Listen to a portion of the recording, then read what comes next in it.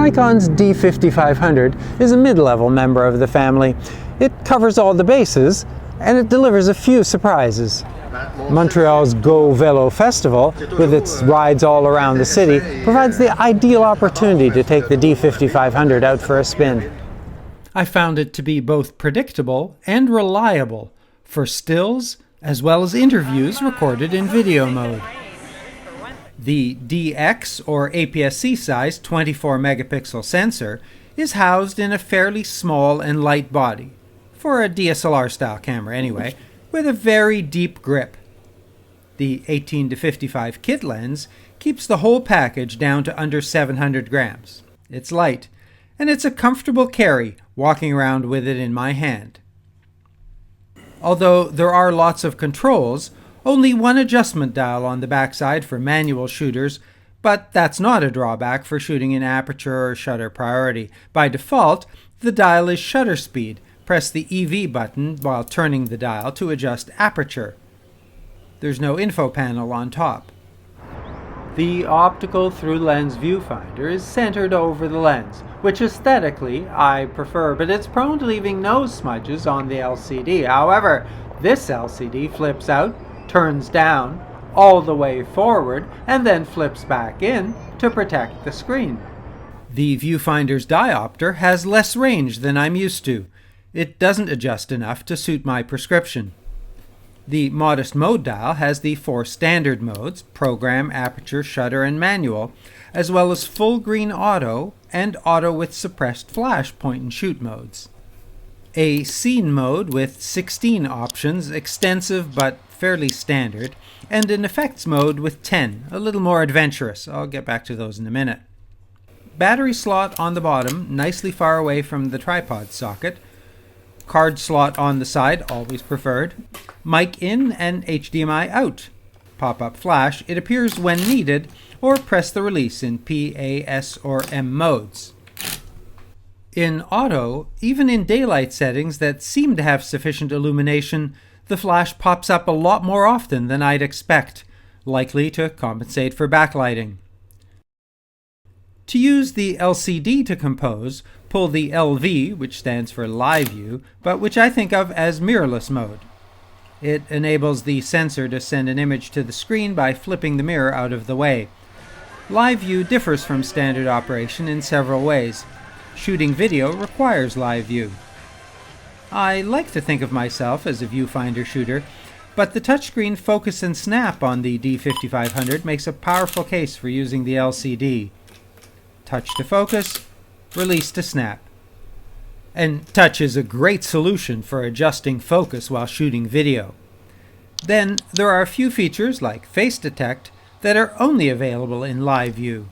The LCD is also useful for high and low angles or for selfies, and unlike many DSLRs, the mirror doesn't flip back down after a few seconds of inactivity. Nikon provided 2 more lenses from their enormous catalog, the FX 70-300 zoom, or 105-450 on this camera, and the DX 16-80 E-lens. Both have manual zoom with less than a quarter turn tight to wide. The combination with the kit lens makes a very light package, but I'll be honest, after trying all 3, I really found the 16-80 so nice I rarely went back to the others. One reason is the E in the model name. Only E lenses support changing aperture in Live View. At the bottom of the screen you can touch and change both shutter speed and aperture. With non-E lenses like the kit lens, only shutter. Touch the aperture and you're adjusting the focus point or taking a picture. Let's start by maxing up the settings. On the shooting menu I've set RAW plus JPEG fine, large or 24 megapixel image size, RAW 14-bit. Scooting down to video, I'll be shooting full 1080 HD at 24p, the cinema frame rate, at high quality. That enables over 1100 images, remaining shots in the bottom right, or over 3 hours of video on a 64 gigabit card. Press I and the current mode to select the focus modes: manual, single, auto, and continuous in viewfinder shooting. Continuous isn't available in Live View. For focus area, select from auto area, single, 9, 21, or 39 points. 3D tracking for quick movement like cyclists. In live view, face priority and subject tracking are available. Manual focus can be forced with the switch on the lens, which unlocks the focus ring on the kit lens. The other two lenses have a defined travel lens ring with distance markings. Soft press the shutter to verify with the focus confirm indicator. In live view, the magnify button expands the view to check focus. 5 magnification levels. Move the view using the cursor. Use demagnify to return to normal view. Although there is a focus lock button, there's no setting to remove focus from the shutter release. I think that's a miss on this model. Press the screen to set the metering mode, matrix, center, or spot. By pressing Info, you'll find a screen with a graphic meter display at the bottom of the screen in both Viewfinder and Live View. There's no histogram before you snap, but it is an option in playback. Use the touchscreen to set the ISO from 100 to 25.6. Auto ISO is active in green and no flash auto. Turn Auto ISO on with maximum ISO and minimum shutter speed to override the manually set ISO in P, A, S, and M. Here, even though the ISO is set to 100, auto is flashing to indicate it's overriding to 500. There's an inconspicuous front button to select a release mode. It's well positioned as it's easy to rest my thumb on it while shooting with the viewfinder, but the LCD is needed to select, so... The 7 modes include single, 2 speeds of continuous, and the hyperbolic quiet mode. That's the standard shutter, the dual action live view shutter, and for comparison quiet, which snaps and waits to reset until I release the shutter button. I don't know, maybe subdued? Delayed?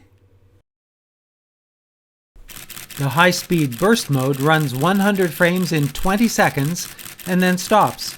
Not the fastest, but that's a long time. Bracketing, exposure, white balance, and dynamic range is set from the custom settings menu.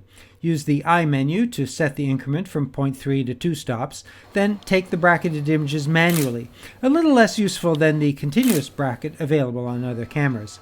Watch the bottom right to show which images remain to be taken. But it's not about little operational quibbles. It's about image quality, and I must admit that whether I'm reviewing my photos on the LCD or later on my computer, I just keep saying nice picture, by which I mean the photo I captured exceeds my expectations. That's why you buy a Nikon.